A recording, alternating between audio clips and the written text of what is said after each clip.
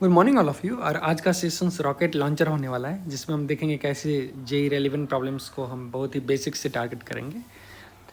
तो चलो पहला क्वेश्चन ट्राई करते हैं। और ये क्वेश्चन बता रहा है इस लॉन्चर में जो L1 जो है आपके पास वो एक लाइन दे रखा है y इक्वल टू एक्स, और L2 जो है वो दूसरा लाइन दे रखा है y equal to 2x। Set C define किए हैं। It's a collection of all point P belongs to R2। R2 means क्या होता है 2D plane, because R cross R, तो that's defined as all xy such that x belongs to real and y belongs to real। so basically R2 define करेगा entire coordinate plane को, right, ये पूरे plane को। तो C is all point in coordinate plane such that distance of P from L1 plus D of P from L2 equals 1। अब what is DPL, तो वो already दे रखा है, तुमको डिफाइन कर दिया। DPL is the perpendicular distance of point P to the line LN। तो ये देखो, ये काफ़ी एक स्टैंडर्ड क्वेश्चन है और मज़ेदार क्वेश्चन है। तो पहले तो हम ब्लाइंड सॉल्यूशंस इसका देखते हैं। तो मेथड 1 से अगर इसको सॉल्व करें कोऑर्डिनेट ज्योमेट्री अप्रोच से, तो हमारे पास दो लाइन दे रखा है। चलो बनाते हैं। y इक्वल टू एक्स, दूसरा लाइन ये हो गया y इक्वल टू 2x। एक अपने पास वेरिएबल पॉइंट है P, और ये ऐसे मूव कर रहा है प्लेन में such that sum of distance जो है इसका वो 1 आना चाहिए। तो चलो अगर मैं इस पॉइंट को x को y ले लूँ, तो ये डिस्टेंस क्या होगा y इक्वल टू एक्स से x माइनस वाई का mod by root 2 standard formula, plus distance of X Y from y minus 2x, ये आ जाएगा 2x minus Y by root over 2a square plus 1 square, so root 5 equal to 1।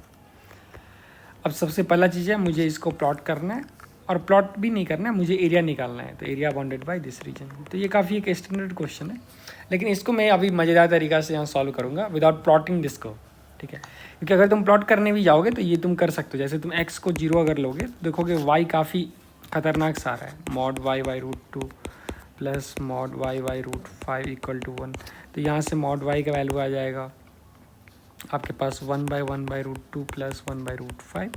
तो y plus minus होगा, मतलब x 0 पे अगर मैं coordinate axis पे x 0 करूँ तो y का 2 यहाँ से वैल्यू मिलने वाला है, ठीक। सिमिलरली अगर मैं y 0 करूँ तो आप देख सकते हो x का यहाँ से 2 वैल्यू मिलने वाला है कहीं ना कहीं, ठीक है। लेकिन यहाँ से मैं गारंटी नहीं बोल सकता हूँ, क्योंकि ऐसा कुछ कर्व हो सकता है ना, कुछ क्रेजी कर्व हो सकता है। तुम बोलोगे नहीं सर ये यूनियन ऑफ लाइन सेगमेंट्स ही होगा। क्यों होगा यूनियन ऑफ लाइन सेगमेंट? क्योंकि anyway mod x minus Y plus minus X minus Y जैसा ओपन करेगा, 2x minus Y plus minus 2x minus Y ये ओपन करेगा। तो ये कलेक्शन ऑफ लाइन सेगमेंट होगा। तो ऐसा आप गेस मार सकते हो, अगर कोई बच्चा इन द बिगिनिंग ऐसा गेस कर सकते हैं, जो हो सकता है ये कुछ पैलोग्राम जैसे या रेक्टेंगल जैसा आंसर आने वाला है, ठीक है। क्योंकि ये रैंडम ऐसे क्रेजी कर्व तो होने वाला नहीं। अब उससे भी एक अच्छा सॉल्यूशन इसका तुम क्या बोल सकते हो, इसको तुम एक लीनियरली ट्रांसफॉर्म कर सकते हो। जैसे अगर मैं x minus Y by root 2 को एक कैपिटल x लिखूँ, और 2x minus Y by root 5 को अगर मैं कैपिटल y लिख लूँ, तो मेरा गिवन एक्सप्रेशन क्या है, mod x plus mod y equal to 1।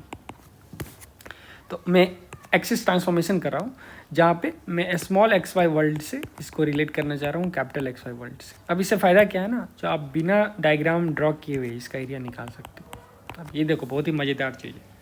कितने बच्चे को ये ट्रांसफॉर्मेशन और इसका मैट्रिक्स कनेक्शन पता था, आप कमेंट में बताइए। अगर कुछ नया सीखने को मिला तो यहाँ देखो। अब देखो mod X plus mod Y का एरिया जो है ये तो बहुत ही आसान है फाइंड करना, क्योंकि ये काजू वाला बर्फ़ी होने वाला है।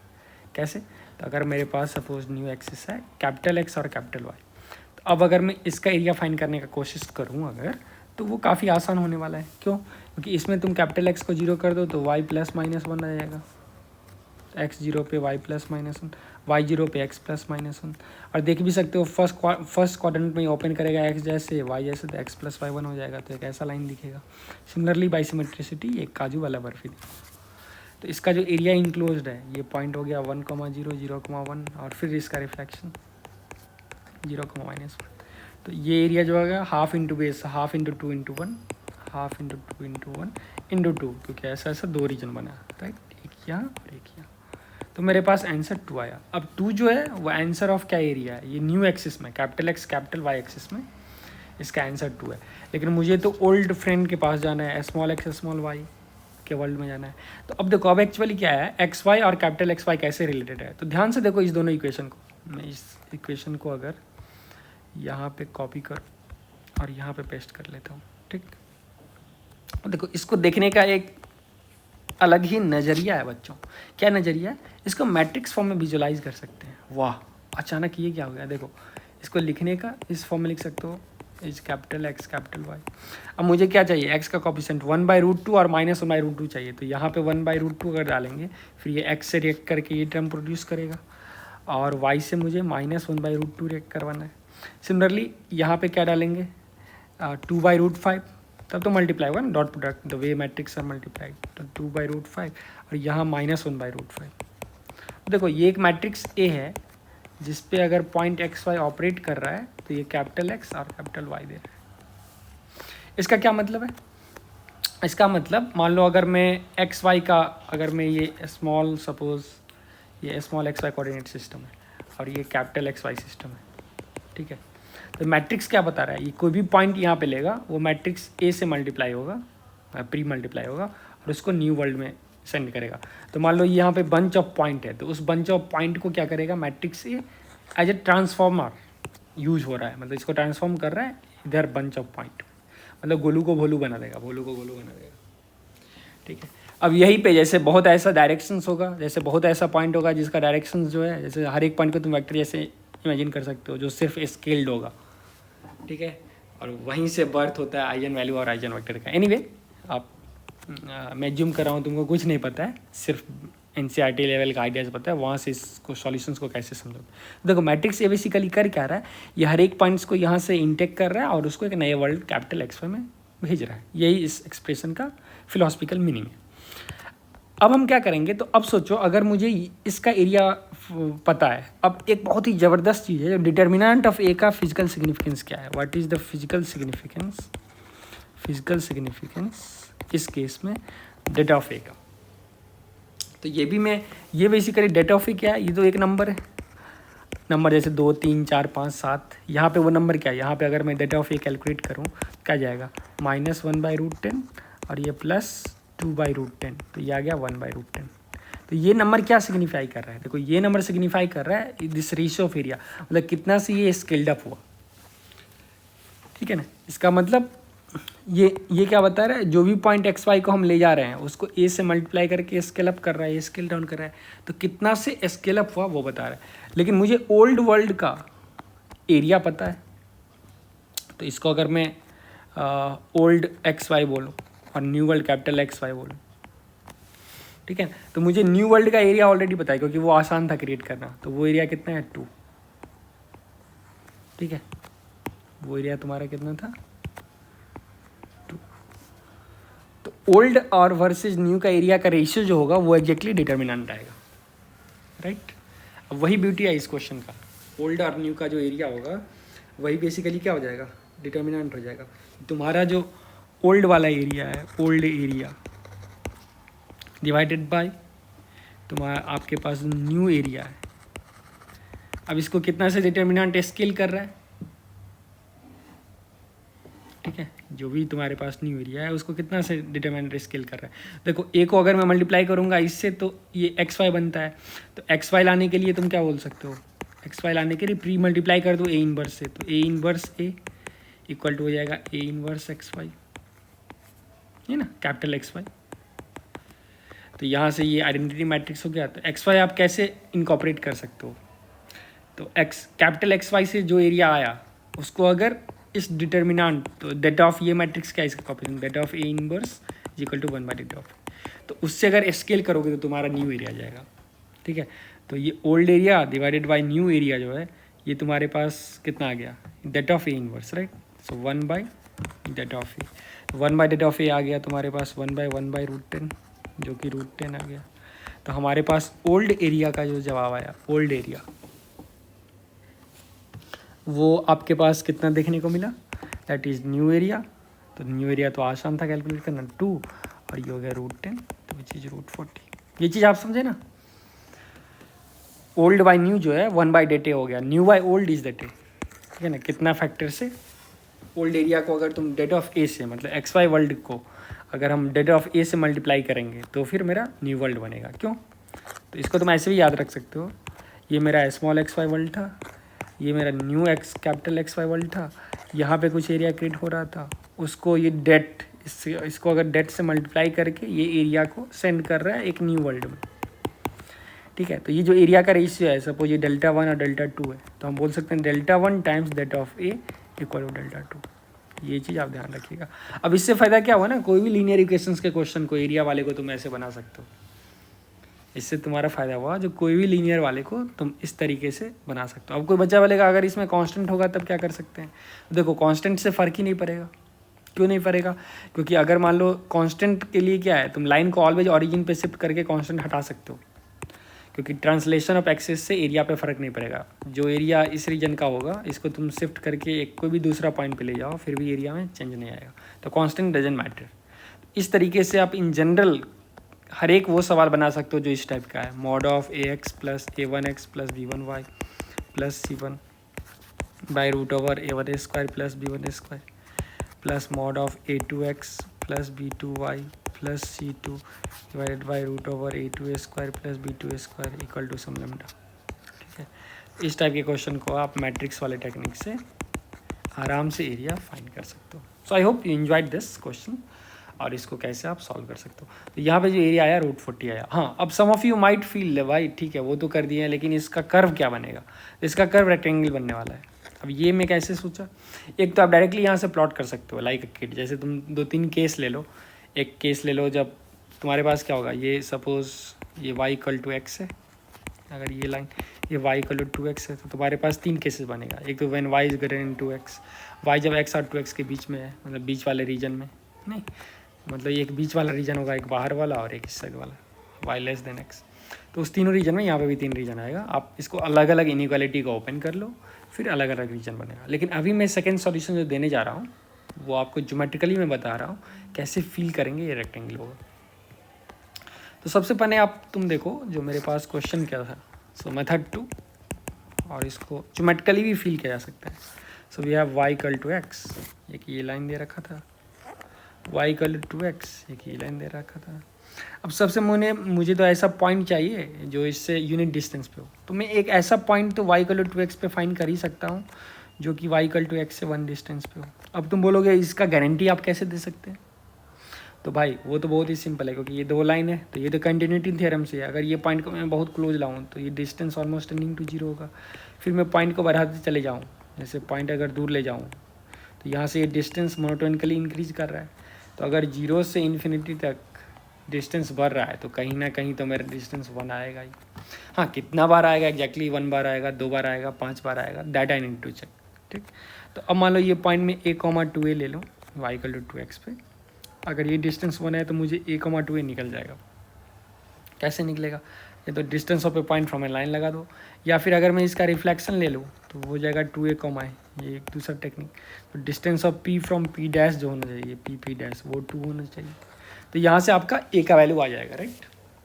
तो अगर आप कैलकुलेट करते हो तो a का वैल्यू यहाँ से तुमको क्या देखने को मिला, तो डिपेंड करता है, तुम डायरेक्टली पॉइंट ले लो या फिर वो लो। तुम्हारे पास एक वैल्यू 2 आएगा, एक √2, 2 √2 और एक पीछे आ गया। तो एक यहाँ पे पॉसिबिलिटीज है और एक यहाँ पे पॉसिबिलिटीज है, -√2, -2। सिमिलरली बाई सिमेट्रिसिटी अब मैं क्या बोल सकता हूँ, अगर देखो इस केस में ये डिस्टेंस जो है अपने पास, ये जो डिस्टेंस डेवलप हुआ ये कितना हो गया 8, 10, सो √10, ठीक है, और ये 90 था। तो अब मैं बाई सिमेट्रिसिटी क्या मैं ये भी बता सकता हूँ, जो अगर मैं y equal to x line पे भी √10 यूनिट जाऊँ तो यहाँ से जो परपेंडिकुलर ड्रॉप होगा इस लाइन पे वो भी 1 होगा। क्यों, क्योंकि कंग्रुएंसी से, क्योंकि ये दोनों डिस्टेंस सेम है, RH कंग्रुएंसी ये 90 डिग्री है, ठीक है ना। ये राइट एंगल हो गया और यहाँ पे कॉमन एंगल भी हो गया थीटा। तो फिर दोनों कन्ग्रुएंसी में बोल सकता हूँ जो यहाँ पे भी एक पॉइंट होगा y equal to x line पे एक पॉइंट होगा जो कि √10 यूनिट पे अगर होगा तो उसका भी डिस्टेंस a, से और b, b से वाटेवर, चलो इसको b, b बोल देते हैं। सो b, b से भी एक हमको पॉइंट मिलेगा जिसका distance y equal to 2x से जो है वो एग्जैक्टली 1 है। वो आप directly distance of point from a line से भी कर सकते हो, मैं थोड़ा प्योर ज्योमेट्रिकल मेथड से फील करने के लिए करवाया। तो वो जो तुमको पॉइंट मिलेगा क्या मिलेगा, वो तो आ जाएगा √2b इक्वल टू दिस, वो √5, √5 मिला। एग्जैक्टली यहाँ पे भी एक मिल जाएगा -√5, -√5। अब मैं क्लेम कर रहा हूँ, जो मेरे पास 4 पॉइंट है, देखो 1, 2, 3, 4। अब मेरा क्लेम है, ध्यान से देखना, जो इस चारों पॉइंट को अगर मैं ज्वाइन कर दूँ, इस चारों पॉइंट को अगर मैं ज्वाइन कर दूँ, let me use different colour, ये वाला, तो ये जो रेक्टेंगल बनेगा यही मेरा लोकस है, दैट इज़ माई कर्व से। अब इसको मैं कैसे प्रूव करूँगा? तो अब तो बहुत ही ध्यान से देख सकते हो, जो यहाँ पे आइसोसेलेस ट्रायंगल वाला फील आ रहा है। कैसे? तो फर्स्ट लेट मी क्लेम, अगर मेरे पास कोई भी आइसोसेलेस ट्रायंगल है, लेट्स से ABC, और ये दोनों साइड इक्वल है, ए और ए, ठीक। अब सपोज ये हाइट जो है यहाँ से इस ट्रायंगल का, ये सपोज h है। तो अब मैं क्लेम कर रहा हूँ, अगर मैं कोई भी पॉइंट बेस BC पे ले लूँ, कोई भी variable point P, and let's say distance of P from side AC is h1 और P का डिस्टेंस AB से h2 है। तो अब मेरा क्लेम है h1 प्लस h2 जो होगा वो ऑलवेज h के बराबर होगा, मतलब सम ऑफ डिस्टेंस कांस्टेंट होगा, is independent of location of P on BC, where P belongs to BC। अब इसको कैसे प्रूव करोगे? तो ये सिंपल है, आप इसको कनेक्ट कर सकते हो। अब कनेक्ट क्यों किया? क्योंकि हाइट है तो half into base into height वाला फीलिंग है। तो इस ट्रायंगल का एरिया क्या हो गया? हाफ इंटू ए इंटू h1, प्लस ये वाला ट्रायंगल का एरिया क्या हो गया? हाफ इंटू बेस फिर ए है into h2 equal to area of full triangle. ये तो पूरा ट्रायंगल बन गया, एरिया ऑफ फुल ट्रायंगल हो गया half into base A into height h, height of triangle, ठीक है। अब बेस ए बी पे लो या ए सी पे लो, हाइट सेम हो या आइसोसेलेस, तो half A cancel, h1 plus h2 equal to h। कहने का मतलब है h1 plus h2 sum of distance constant कब हो रहा है? अगर आप आइसोसेलेस बेस BC पे कोई भी पॉइंट अगर यहाँ पे डांस कर रहा है, कोई भी पॉइंट P कहीं पे हो BC पे, तो सम ऑफ डिस्टेंस जो है वो इनवेरिएंट है, एंड दैट्स रियली नाइस। मतलब यहाँ से ये डिस्टेंस डिक्रीज करेगा at the cost of this, लेकिन सम मेंटेन रहेगा, जो कि एग्जैक्टली तुमको यहाँ पे सिचुएशन दिख रहा था। देखो कैसे, तुम्हारे पास ये लाइन था y इक्वल टू x और ये लाइन था y इक्वल टू 2x, ठीक। ये डिस्टेंस 1 था और यहाँ पे भी ये डिस्टेंस 1 था। सिमिलरली तुम्हारे पास एक सिमेट्रिक पॉइंट था, ये डिस्टेंस 1 था और ये डिस्टेंस 1 था। अब मेरा क्लेम था जो ये वाला जो पॉइंट होगा, ठीक, यहाँ पे कोई भी पॉइंट अगर मैं ले लूँ, क्योंकि लोकस ये होने वाला है, राइट। तो मेरा क्लेम था यहाँ पे मैं कोई भी पॉइंट उठा लूँ P, उसका सम ऑफ डिस्टेंस कांस्टेंट होगा। अब वो तो होगा ही, क्यों? क्योंकि तुम देखो ये दोनों डिस्टेंस सेम है, तो आइसोसेलेस हो गया, ठीक है। और ये जो डिस्टेंस है इस ट्रायंगल का, जैसे इस ट्रायंगल का हाइट क्या है, यहाँ से अगर मैं हाइट गिराऊँ तो ये तो 1 है बाई आवर ज्योमेट्रिकल कंस्ट्रक्शन। तो अगर P कहीं पे भी लाई कर रहा है तो P का डिस्टेंस यहाँ से प्लस P का डिस्टेंस इससे, which is D1 and this is D2, तो D1 plus D2 always equal to 1 होने वाला है। तो इन डैट केस लोकस जो आया वो मेरे पास ये रीजन आ गया, जैसे 1, 2, 3, 4, तो ये रेक्टेंगल का पार्ट आ गया। सो लोकस इज रेक्टेंगल। वो भी बहुत ही मतलब मज़ेदार चीज़ था। देखो लोकस इज रेक्टेंगल, क्योंकि यूजुअली आप देखते हो लोकस जो होता है ज्योमेट्रिकली आप नहीं फील कर पाते हो locus as a rectangle, right, ठीक है ना। अब ग्राफ से तो कर देते हो, ये काजू वाला बर्फी टाइप का, तो उससे तो ये एक अच्छा क्वेश्चन था, तो आपको बहुत ही बेसिक्स से काफ़ी कुछ सिखा के ले गया। चलो दूसरा क्वेश्चन है, और ये क्वेश्चन इसलिए मैंने नहीं लिया क्योंकि ये टफ है, बल्कि देखो इसका आइडिया बहुत ही ज़बरदस्त है। पूछ रहा है एग्जैक्ट वैल्यू ऑफ cos π/7 और फिर cos 2π/7 और cos 3π/7, इसका एग्जैक्ट वैल्यू निकालने के लिए। अब एक तो तरीका है, कोई बच्चा बोलेगा ठीक है सर इसका एग्जैक्ट वैल्यू निकालना है तो e का पावर i थीटा का यूज़ कर लीजिए, cos theta plus i sin theta, या फिर एक ऐसा क्यूबिक इक्वेशन का निर्माण कीजिए, try to make a cubic surgery जिसका रूट हो cos π/7, cos 2π/7, cos 3π/7। उस केस में तुम थीटा को जैसे π/7 ले लो तो 7 थीटा हो जाएगा पाई, फिर इसको तुम देखोगे बहुत जगह पे 4 थीटा प्लस 3 थीटा पाई करके दोनों साइड साइन लेगा या फिर कॉस लेगा, फिर वहाँ से एक क्यूबिक इक्वेशन जनरेट करेगा या फिर एक 7 डिग्री का इक्वेशन जनरेट करेगा। तो उस टाइप से जिसका रूट्स रिपीटेड हो, या फिर अगर एक रूट cos π/7 है तो दूसरा π - π/7 हो जाए, तो उस टाइप के आइडिया से भी मेथड 1 और मेथड 2 से इसको सॉल्व किया जा सकता है। लेकिन चूँकि इस टाइप के थॉट प्रोसेस जेई में पूछे नहीं जाते हैं, तो हम उसी थॉट प्रोसेस से इसको सॉल्व करेंगे जो जेई के लिए रिलेवेंट है, ठीक है। और देखो कॉम्प्लेक्स नंबर का यूज़ करके यूजुअली ट्रिग्नोमेट्रिक वाले बहुत क्वेश्चंस पूछे नहीं जाते हैं, बेसिक पूछ सकते हैं तुमको, जैसे cos theta plus i sin theta, या फिर cube root of nth root of unity से पूछ सकते हो। तो इसमें क्या है ना, इसमें हमको इन्वाइट करना पड़ेगा। सपोज ये वैल्यू अगर x है तो हम क्या करते हैं, ऑल ऑफ सडन एब्स्ट्रैक्टली एक नया सीरीज सोचते हैं अपने मन में। मतलब अब देखो ऑल ऑफ सडन नया सीरीज क्यों सोचेंगे, क्योंकि जब आपके पास कॉस है तो फिर साइन को लाना ही होगा मजबूरी में, ई का पर आई थीटा में। तो कहीं ना कहीं हम उसको मिमिक कर रहे हैं। अब कहीं ना कहीं मिमिक कर रहे हैं, एक्जैक्टली कॉपी नहीं कर रहे। क्यों? क्योंकि यहाँ पे प्लस है नहीं, हम x प्लस आई वाई करेंगे। तो मान लो y को अगर मैं मिमिक किया साइन पाई बाई 7, इसका कजन y को मैंने यहाँ पे और कजन बहन को यहाँ पे इनवाइट किया, साइन 2 पाई बाई 7 और साइन 3 पाई बाई 7। अब इस इनविटेशन से बहुत कुछ हुआ नहीं, क्योंकि ये बहना खुश हुई नहीं। क्यों? क्योंकि x प्लस आई वाई अगर तुम्हारे दिमाग में कहीं ना कहीं अभी भी कॉम्प्लेक्स का कीड़ा नच रहा है, तो x प्लस आई वाई कुछ खास दिया नहीं। ये प्लस आई वाई तो एक साथ देगा नहीं कॉस पाई बाई 7 प्लस आई 7, क्योंकि प्लस में है नहीं।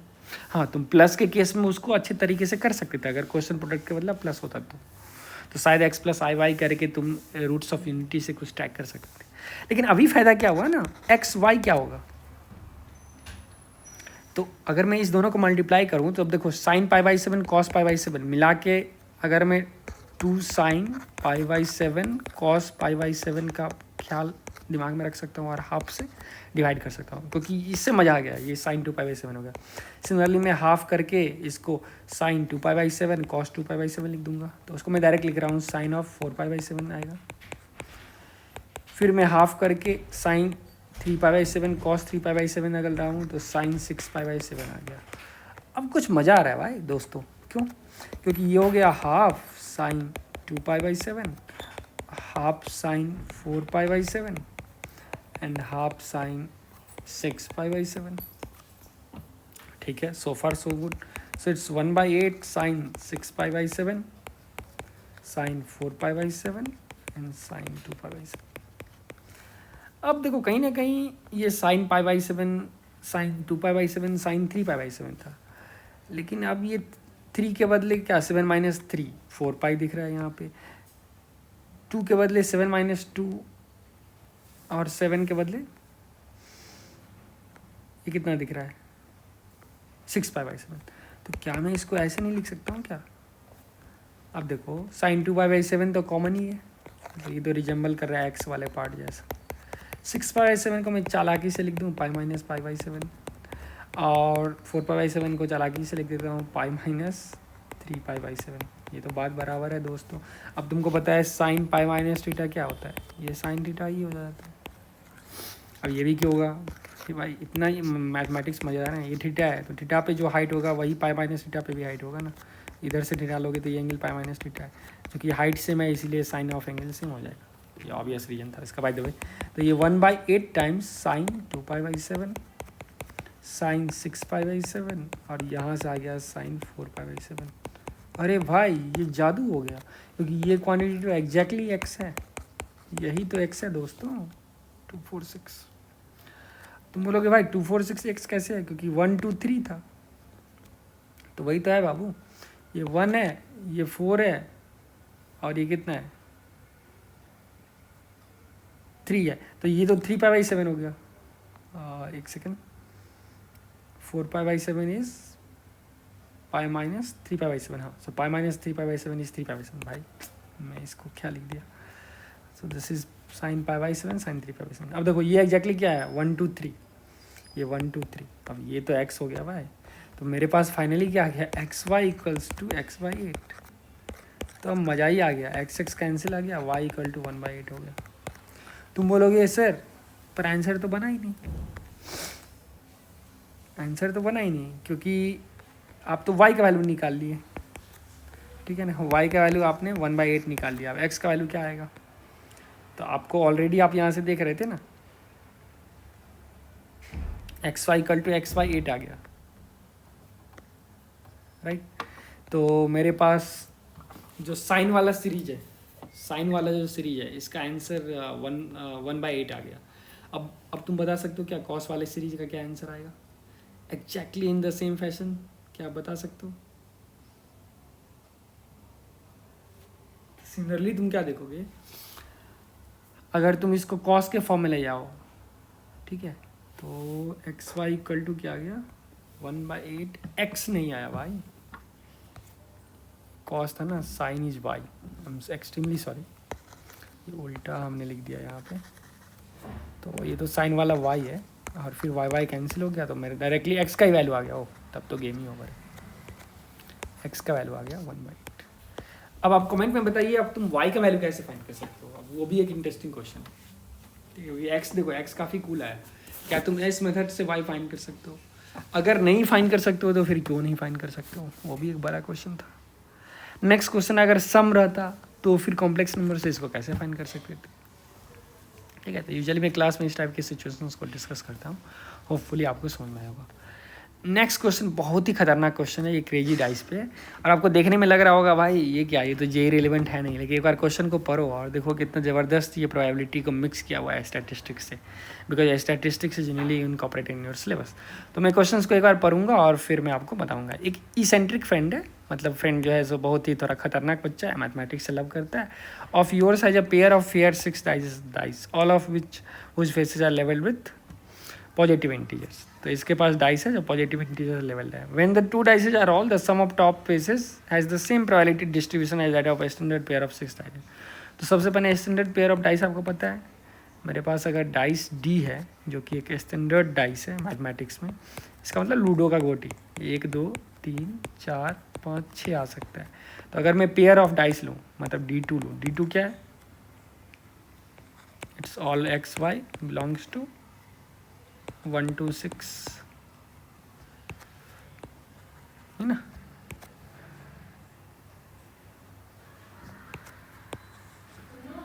मतलब एक्स वाई जो है 1 2 6 क्रॉस 1 2 6 इस पे बिलोंग कर रहा है।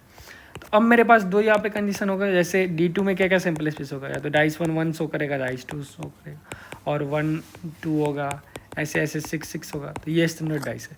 लेकिन हमारे दोस्त क्रेजी दोस्त के पास क्रेजी डाइस है। वो डाइस कैसा है? तो मान लो 2 डाइस है, पेयर ऑफ डाइस D1 और D2।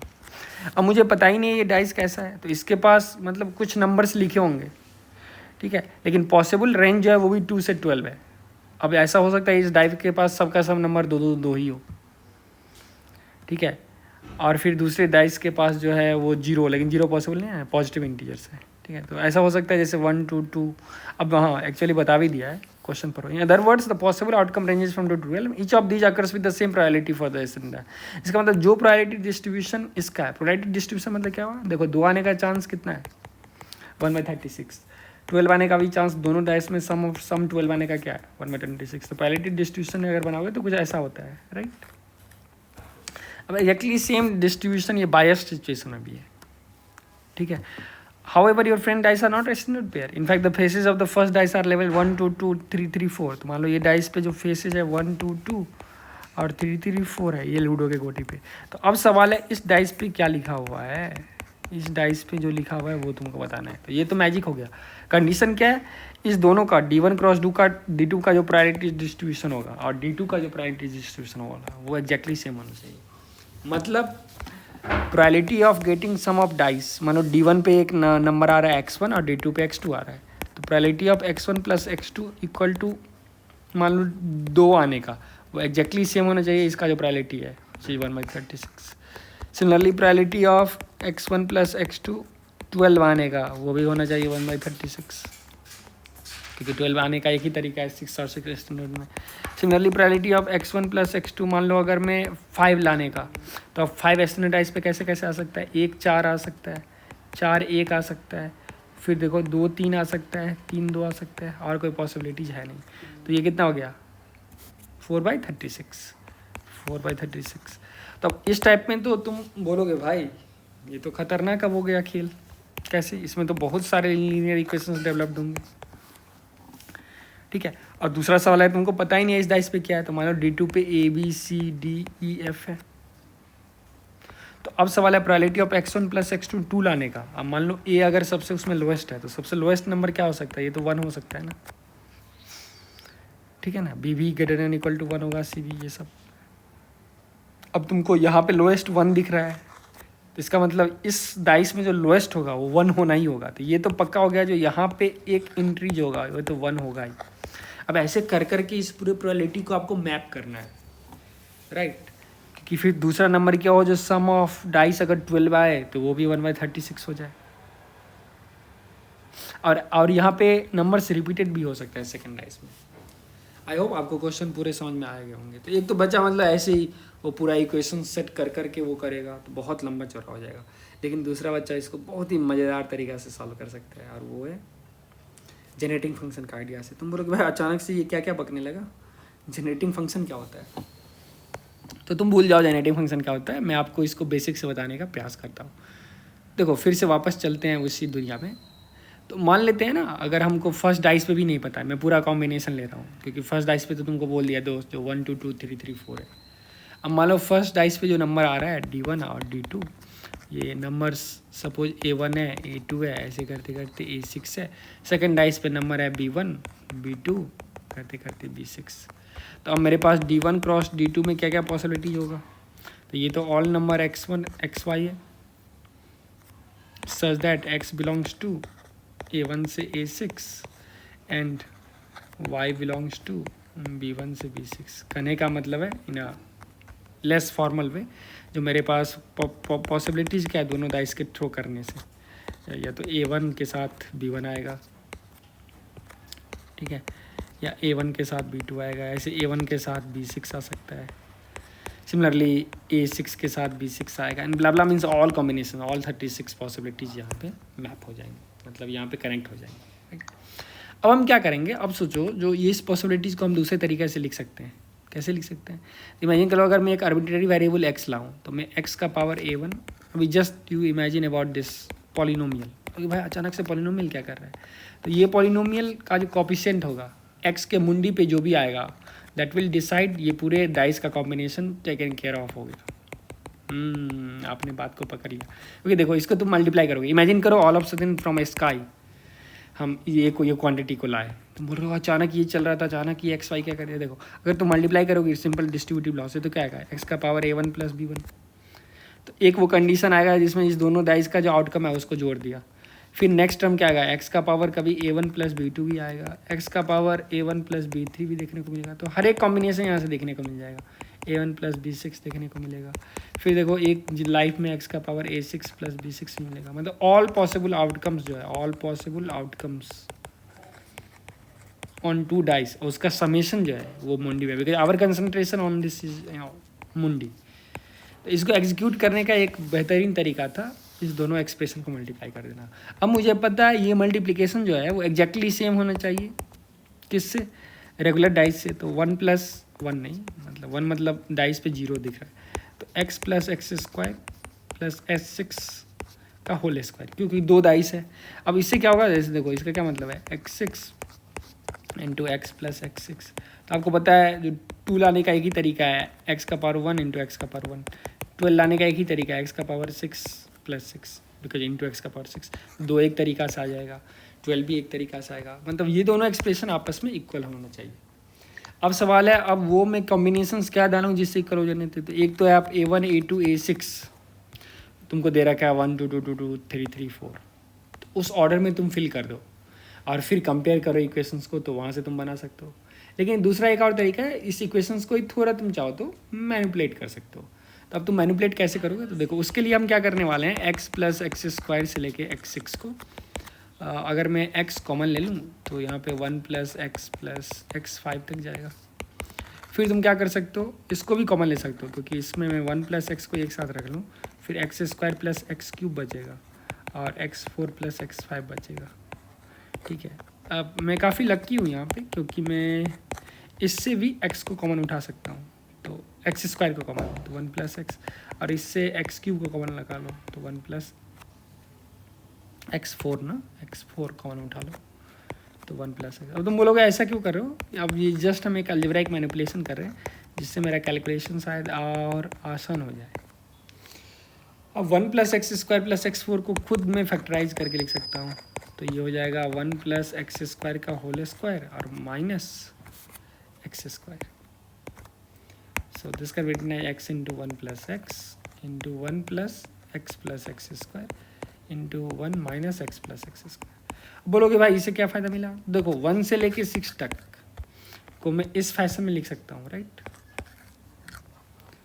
तो अब तो चूँकि कंडीशंस क्या है, they should have same probability distribution, मतलब उसके मुंडी पे जो LHS में होना चाहिए वही RHS में होना चाहिए।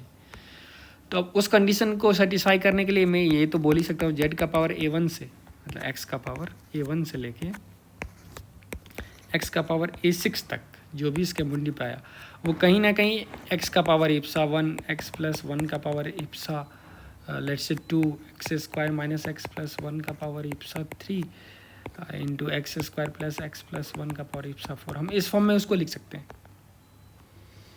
ठीक है, वेयर व्हाट इज इप्सा, सो दीज इप्सा are some non negative integers. Similarly आप चाहो तो x का पावर मैंने b1 प्लस एक्स का पावर b6 को भी लिख सकते हो, x का पावर सम इप्सा 1 डैश एक्स प्लस 1 का पावर इप्सा 2 dash x square plus x plus 1 इप्सा 4 डैश, मैं ऐसे ही कर देता हूँ x square minus x plus 1 इप्सा 3 डैश। ठीक है, तो इसको मैं मल्टीप्लाई करूँगा तो मेरे के पास क्या आना चाहिए, ये टर्म प्रोड्यूस होना चाहिए। अब तो आप जस्ट कंपेयर कर सकते हो, अब जैसे ही तुम मल्टीप्लाई करोगे तो यहाँ से इप्सा 1 प्लस इप्सा 1 डैश जो क्या आ जाएगा, ये 2 आना चाहिए। तो इसका तो एक ही पॉसिबिलिटी है, इप्सा 1 1 आना चाहिए और इप्सा 1 डैश जो आना चाहिए ये भी 1 आना चाहिए। फिर तुम जैसे x को अगर 1 कर दो इस पूरे एक्सप्रेशन में और मल्टीप्लाई करके तो तुम्हारे पास क्या बनेगा, तुम्हारे पास बनेगा 6 इक्वल टू 2 का पावर इप्सा 2,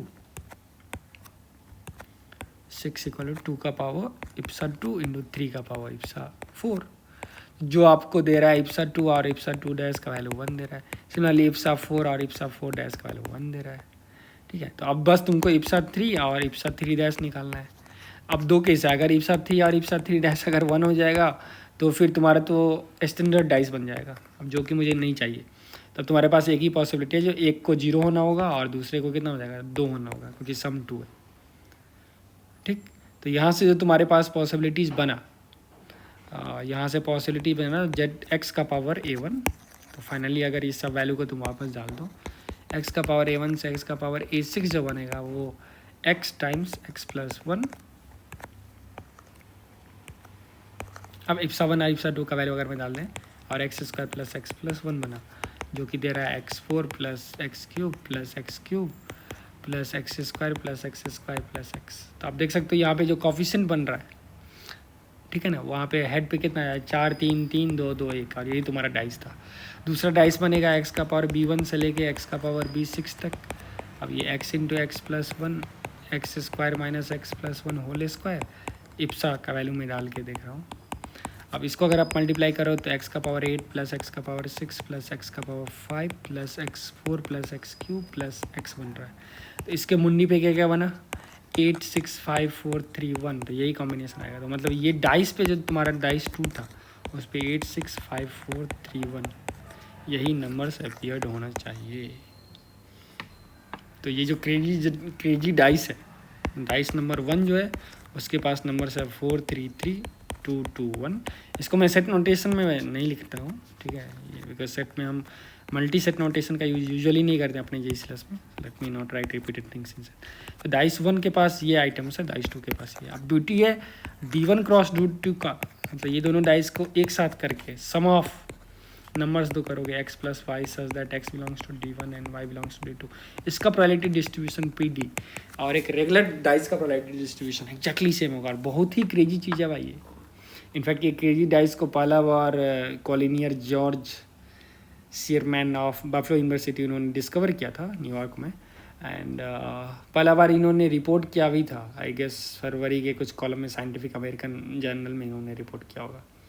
ठीक है, अब ब्यूटी है ना, जैसे इस डाइस को तुम एक्सटेंड भी कर सकते हो। जैसे तुम इन्वेस्टिगेट कर सकते हो क्या ये 4 साइडेड क्रेजी डाइस पॉसिबल है, क्या 5 साइडेड क्रेजी डाइस पॉसिबल है, 7 साइडेड क्रेजी डाइस पॉसिबल है, in general whether n sided crazy dice is possible है, अगर होगा तो किस टाइप के कॉम्बिनेशन होगा। सो इनडायरेक्टली आप देख रहे हो, इनडायरेक्टली ये problem of linear system of equation से है, आप उसको सॉल्व कर सकते हो, लेकिन देखने का एक नया बेहतरीन नजरिया था। So I hope you enjoyed the session. आपको काफ़ी इसमें कुछ सीखने को मिला। फर्स्ट 2 प्रॉब्लम तो काफ़ी जे रिलेवेंट है, थर्ड प्रॉब्लम में भी तुमको प्रोबेबिलिटी डिस्ट्रीब्यूशन का जो एक फंडामेंटल आइडियाज़ है वो सीखने को मिला होगा। और तुमको ये भी पता चला होगा जो 2 अलग अलग सिचुएशंस का भी एग्जैक्टली सेम प्रोबेबिलिटी डिस्ट्रीब्यूशन हो सकता है। ठीक है, तो इस टेस्ट पे होपफुली क्वेश्चंस जो एडवांस पूछने वाला ही नहीं upcoming years. If you have still not liked and subscribed on the channel, please do so because it's going to give you more quality content for free. So I'll meet you in the next video. Until that time, take care. Goodbye. Have a nice day.